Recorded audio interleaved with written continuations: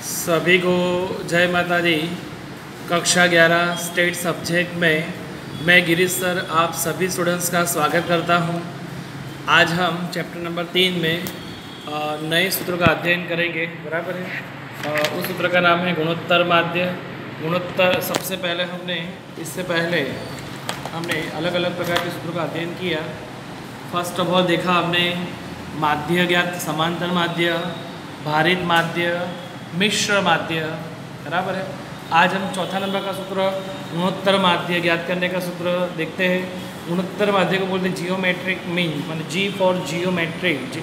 जी under root में सूत्र है x1 गुणा x2 गुणा x3 डैश डैश डैश। कहाँ तक जाएंगे तो xn आए माना अनंत तक, जहाँ जितनी संख्या दी हो वहाँ तक लिखने का। और यहाँ लास्ट में जो n हो वो यहाँ अंडर रूट के बाहर आएगा है। तो g is equal to under root में x1 गुणा x2 गुणा x3 गुणा x3 डैश डैश करके xn तक आता है। बराबर है। ये n यहाँ तक आएगा। हम आते हैं सीधे सवाल की ओर, जिससे आपको और अच्छा समझ में आए। हम आएंगे आज स्वाध्याय 3.3 की ओर। स्वाध्याय 3.3 के अंदर हमें सवाल नंबर 3 पहले देखते हैं। एक टैक्सी सोमवार को 15 किलोमीटर और मंगलवार को 254 किलोमीटर का प्रवास करती है। इन दोनों में प्रवास किए गए अंतर का औसत गुणोत्तर माध्य का उपयोग करके प्राप्त कीजिए। कौन सा माध्य निकालना है यहाँ पे हमें? गुणोत्तर माध्य। अभी सूत्र देखा वो गुणोत्तर माध्य माने क्या हुआ जी। यहाँ पे सूचना कितनी दी है? सोमवार को 15 किलोमीटर और मंगलवार को 254 किलोमीटर। तो फर्स्ट संख्या को x1 कहेंगे, सेकंड को x2। मान 15 किलोमीटर x1, सेकंड है x2। तो x2 तक दिया है तो लिखेंगे g is equal to under root में x1 गुणा x2 और यहाँ पे क्या लिखेंगे हम n। तो x1 कितना है 15, x2 कितना है 254, n की जगह कितनी संख्या दी है 2, तो क्या लिखेंगे हम यहाँ पर 2। बराबर है। तो आप कैलकुलेटर का उपयोग करोगे यहाँ पर। पहले क्या करना है 15 गुणा 254, तो कैलकुलेटर में लिखोगे आप। बराबर क्या 15 गुणा 254 इज इक्वल टू के साइन दबाओगे कितना है 38 10। तो लिखा हमने 38 10। अब ये स्क्वायर 2 है तो स्क्वायर रूट निकालना है। 2 सीधा स्क्वायर रूट निकलेगा 38 10 जो हमारे पास है कैलकुलेटर में। उसमें देखने का यहाँ कहीं स्क्वायर रूट कहाँ दिया, तो ये रहा। तो सीधा स्क्वायर रूट में बटन दबाओगे तो सीधा स्क्वायर रूट निकलेगा 61.725। देखो लिखा है तो 61.725। तो तीसरी संख्या 5 के 5 से बड़ी तो आगे जोड़ दो, 73 हो गए 61.73। तो ये आंसर 3 हुआ। अब हम देखते हैं क्वेश्चन नंबर 1। एक वर्ग के 8 विद्यार्थियों द्वारा गत मास में पढ़े हुए पुस्तकों की संख्या निम्न है। तो हमें अलग अलग सूचनाएं दी है। उसका गुणोत्तर माध्य के उपयोग से औसत संख्या ज्ञात कीजिए। तो हमें यहाँ पे कौन सा क्या ज्ञात करना है? गुणोत्तर माध्य। गुणोत्तर माध्य के लिए हमें पहले जो संख्या दी है उसे x1 x2 x3 मानना पड़े। तो हमने सभी संख्या लिखी यहाँ पे दी है 2 1 5 9 1 3 2 और 4। 2 1 5 9 1 3 2 और 4। फर्स्ट संख्या को x1, सेकंड को x2, थर्ड को x3, फोर्थ को x4, फिफ्थ को x5, सिक्स्थ को x6, सेवन को x7 और 8 को x8। ऐसा x1 से कहाँ तक जाएगा 8 तक।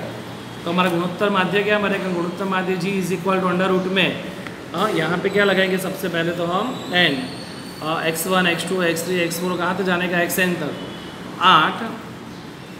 x1 तो x1 में कितने हैं 2 तो 2 लिखेंगे। x2 में कितने हैं 1 तो 1। माने सभी संख्या लिखते जाने की सभी गुणाकार में। बराबर 2 1 5 तो लिखा 2 1 5। फिर क्या है 9 1 3 तो लिखा 9 1 3 2 और 4 2 और 4 सबका गुणा करेंगे। आप कैलकुलेटर का यूज़ करोगे खास उसके लिए। फर्स्ट ऑफ ऑल संख्या क्या है 2, तो हम कैलकुलेटर में लिखेंगे 2। फिर गुणा क्या है 1, तो गुणा किया हमने 1 गुणा 5 तो करेंगे गुणा 5। फिर क्या है गुणा 9 तो गुणा करके साइन गुणा 9। 9 के बाद क्या है 1 3 2 4 गुणा करेंगे तो गुणा 1 गुणा 3 गुणा 2 गुणा 4। तो सभी का हमने गुणा किया तो कितना आया 2160 कैलकुलेटर में आया। तो हमने यहाँ पे भी कितना लिखा 2160। ये 8 है तो यहाँ घनमूल निकलेगा। घनमूल माने घनमूल कैसे निकालोगे, जैसे 8 है, 8 के आधे कितने हुए 4, 4 के आधे 2, 2 का वर्ग निकलेगा स्क्वायर रूट माने 1 स्क्वायर रूट 2 स्क्वायर रूट, और यहाँ पे कितना निकलेगा 3 स्क्वायर होगा। 8 के आधे 4 के आधे 2, 2 का स्क्वायर रूट निकलेगा ना, माने घनमूल निकाल 1 2 और 3। तो यहाँ पे मैंने 3 बार कोष्टक किया 1 2 और 3। इसके पहले केवल 2 था, 2 का सीधा स्क्वायर निकल गया था बराबर। तो हम 2160 है तो उसको घनमूल वर्गमूल निकालने के लिए घनमूल से आएंगे 3 बार निकालेंगे हम 1 2, उसको तीसरे बार दबाएंगे और 3 बार दबा दिए तो आंसर आया हमारा 2.61। कितना आंसर आया 2.61। तो यहाँ पे हम लिखेंगे 2.61। किसका आंसर आया ये जी का, बराबर है। ठीक, वैसे सवाल नंबर 2 देखते हैं। सवाल नंबर 2 थोड़ा अलग है। एक मशीन के मूल्य में उसके प्रथम 4 वर्षों में 10%, 7%, 5%, 2% की दर से घिसाई होती है। घिसाई की औसत योग्य पद्धति द्वारा ज्ञात कीजिए। घिसाई की औसत हो बराबर, घिसाई में माने कमी होती है। वो संपत्ति के मूल्य में घिसाई, कोई भी वस्तु को घिसाई लागू हो, जैसे ये फर्नीचर हम 2 साल 10 साल यूज़ करेंगे तो उसकी कीमत कम हो जाएगी। जैसे बाइक भी यूज़ करेंगे तो उसकी कीमत कम हो जाएगी। जैसे कार, तो इन सबको घिसाई लागू होती है। तो घिसाई होने से उसके मूल्य में कमी होती है। तो जो कमी और वृद्धि वाले को क्वेश्चन हो तो वो भी गुणोत्तर माध्य से ही सॉल्व करेंगे हम। तो घिसाई की दर को भी 100 में से घटाएंगे। कितने की कमी हो रही है, पहले 10 7 5 2, तो हम यहाँ पर 100 पर टोटल परसेंटेज कितने होते हैं 100%, तो उसमें घटाएंगे। यहाँ लिखेंगे हम घिसाई हमें यहाँ परसेंटेज में दी हुई है, तो निम्नानुसार हम लोग को हमें प्राप्त होंगे। परसेंटेज को हम इस प्रकार से रूपांतरित करेंगे। पहले 100 में कितने लिख दिए 100, फिर कितने की कमी हो रही है, कमी है तो माइनस करेंगे 10 7 5 2%, माइनस करेंगे 10 7 5 और 2%। 100 में से 10 गए तो 90, 100 में 7 गए तो 100 में से 7 गए तो आएंगे 93, 100 में से 5 गए तो 95, और 100 में से 5 गए 95 और 100 में से 2 गए तो 98, बराबर है। तो इस प्रकार से आपको अवलोकन अलग अलग प्रकार के अवलोकन प्राप्त होंगे।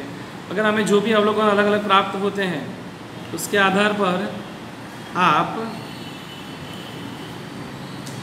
सूत्र रखेंगे। G is equal to under root में यहाँ पे फर्स्ट वाली संख्या को क्या मानेंगे x1 x2 x3 और x4। तो x1 गुणा x2 गुणा x3 गुणा x4 जी है, यहाँ पे n तो है ही, n की जगह कितना रखेंगे हम 4। x1 कितना हमारे पास 90 93 95 98 रखा, सबका गुणा करेंगे इतना आएगा। और यहाँ 4 है तो मैंने अभी सिखाया है 4 के आधे कितने हुए 2, कितनी बार रूट निकालना पड़ेगा हमें 2 बार। तो हम कैलकुलेटर के अंदर रख रहे हैं सभी का गुणा, तो आप अभी मैंने सिखाया, सबका गुणा करते जाओगे तो इतना आंसर आएगा आपका। तो सभी थोड़ा अच्छी तरह से समझे कि सूत्र रखने में कभी कोई मिस्टेक होनी चाहिए नहीं। और सबसे बड़ी बात यह है कि ज़्यादातर आंसर आपका आ ही जाता है, बराबर है। हम कैलकुलेटर में करते जाते हैं। देखो 90 गुणा 93 गुणा 95 गुणा 98, तो हमारा आंसर आएगा 7792, लिखा 7792, फिर 4700, तो लिखा हमने यहाँ पे 4700। जो भी मिला है उसके 2 बार आंसर निकालेंगे तब हमारा फाइनल आंसर आएगा। तो लिखेंगे एक गुणा, इससे साइन दबाने के अंडर रूट की 1 और 2, 2 बार लिखा तो कितना आंसर आया 93.95। तो हमने यह लिखा आंसर 93.95। ये हमने 100 में से क्या किया था, सबको माइनस किया था यहाँ पर। तो आप भी जो आंसर उसको 100 में से घटा दो, माने घिसाई की रकम क्या मिलेगी 100 माइनस 93.95 घटा दो, कितना आएगा 6.05%। माने घिसाई घटाई तो लास्ट में भी घटाएंगे, बराबर है, थोड़ा ध्यान रखोगे। ठीक वैसे ही हमें यहाँ पर उदाहरण के अंदर देखा जाए तो उदाहरण में हमें वृद्धि दी है। जैसे कि यहाँ पे उदाहरण 14 है, 4 वर्षों में 15 18 13 20% की वृद्धि। अगर वृद्धि है तो जनसंख्या की औसत ज्ञात कीजिए। अगर वृद्धि हो या कमी हो तो आप जो जी मीट्रिक में माने गुणोत्तर माध्य से ही सवाल सॉल्व करोगे। वृद्धि है तो 100 में प्लस करोगे, 100 प्लस 15%, 18 13 20, 15, 18, 13, 20 परसेंटेज पास करोगे तो ये संख्या मिलेगी, सबका गुणा भाग करोगे तो आंसर मिलेगा। बराबर है। ये एक अच्छा सवाल है। उदाहरण 15 दो संख्याओं का गुणोत्तर माध्य 2 है, माने जियोमेट्रिक मीन कितना है 2 और संख्या 2 है। 2 माने x1 गुणा x2 होगी, उसमें से एक संख्या दूसरी संख्या से 4 गुनी हो। माने एक संख्या दूसरी संख्या से कितना गुना हो 4, माने छोटी संख्या एक x1 बराबर मान लो a है और दूसरी संख्या उससे 4 गुनी है तो 4a होगा, x2 बराबर क्या होगा 4a। तो जब हम अंडर रूट में रखते कीमत रखते हैं तो a गुणा 4a, तो a और 4a का गुणा क्या होगा 4a स्क्वायर। बराबर, उनका कहना है तो दोनों संख्याएं ज्ञात कीजिए। तो 4a स्क्वायर हुआ, अंडर रूट निकालेंगे इसका या इसका स्क्वायर रूट निकालेंगे तो 4 का वर्गमूल कितना हो जाएगा 2 और एक का स्क्वायर की जगह क्या आ जाएगा ये 2 से 2 भाग 2, ये बराबर 1 मिला। माने ये बराबर 1 है और दूसरी संख्या भी 4 है तो 4 गुणा 1 तो क्या आएगा 4 ही आएगी। बराबर, इस प्रकार से आप सवाल सॉल्व करोगे। आज का हमारा होमवर्क है। होमवर्क स्वाध्याय 3.3 का फर्स्ट, सेकंड, थर्ड। स्वाध्याय में सेक्शन डी जो है उसका 7वां सवाल और उदाहरण 14, 15 और 16। फिर से 3.3 का first, second, third, section D का 7वां, उदाहरण 14, 15 और 16। सभी को जय माता जी।